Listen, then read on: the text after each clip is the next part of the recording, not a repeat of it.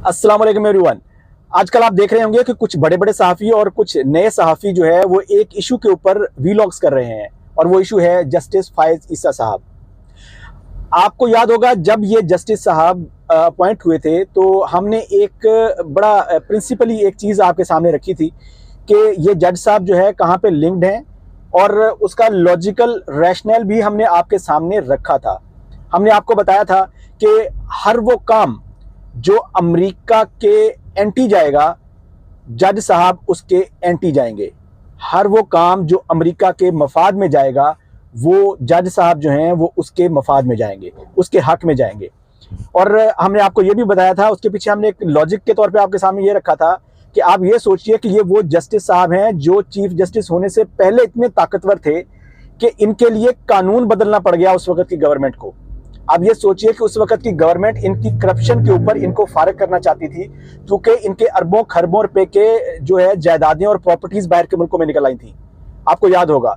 तो इनके लिए एक कानून नया जो है वो सामने आ गया था जिसके अंदर कहा गया था कि जज साहब जो है वो अपने बीवी और बच्चों के असासों के जिम्मेदार नहीं है, जबकि उससे पिछले 75 सालों में ऐसा नहीं था। उसके पिछले 75 सालों में जो सरकारी ऑफिसर या ओहदेदार, पब्लिक ऑफिस होल्डर जो उसके बच्चों और बीवी की प्रॉपर्टी होती थी वो उसका भी जवाबदेह हुआ करता था।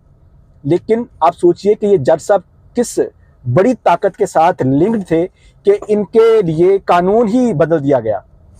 तो खैर, आज भी हम अपनी उस बात के ऊपर कायम हैं कि हर वो काम जो बेशक वो पाकिस्तान के एंटी हो या पाकिस्तान के प्रो हो, उससे इनको कोई फर्क नहीं पड़ेगा।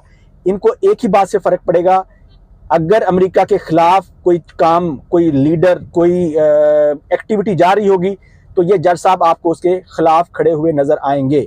ये एक प्रिंसिपल स्टैंस है जो हमने पहले दिन से आपके सामने रखा है। आज सारे सहाफ़ी इसी के इर्द गिर्द की स्टोरियां आपको सुना रहे हैं, लेकिन प्रिंसिपल यही बता रहे हैं वो आपको कि जज साहब जो है वो ये कर रहे हैं। दूसरी बात जो है वो आपको याद होगा जनरल रिटायर्ड बाजवा साहब के बारे में। पिछले दिनों एक नियाजी साहब हैं, उन्होंने, वो आपको पता है वो बड़े सहाफ़ी हैं और पहले वो बड़े प्रो इस्टेब्लिशमेंट समझे जाते थे, लेकिन उन्होंने एक इंकशाफ किया है। उन्होंने कहा है कि ये जो आर्मी चीफ था उस वक्त का, वो अमेरिका का प्लांटेड बंदा था यहाँ पे। ये बात उन्होंने अपना बेटा गिरफ्तार होने के, अपने बेटे को कुट पड़ने के बाद याद आई। तो नियाजी साहब, जो मुक्का आपको जंग के बाद याद आए वो अपने मुंह पे मारना चाहिए। जब ये प्लांटेड थे आपको तब भी पता था, हक ये था कि आप तब ये बात कहते, आप कहते ये अमेरिका के मफादात के तहफ़्फ़ुज़ के लिए आर्मी चीफ बना हुआ है। तो नाजरीन, हम आपसे ये कहना चाहते हैं कि बात वो होनी चाहिए जो वक्त पे हो।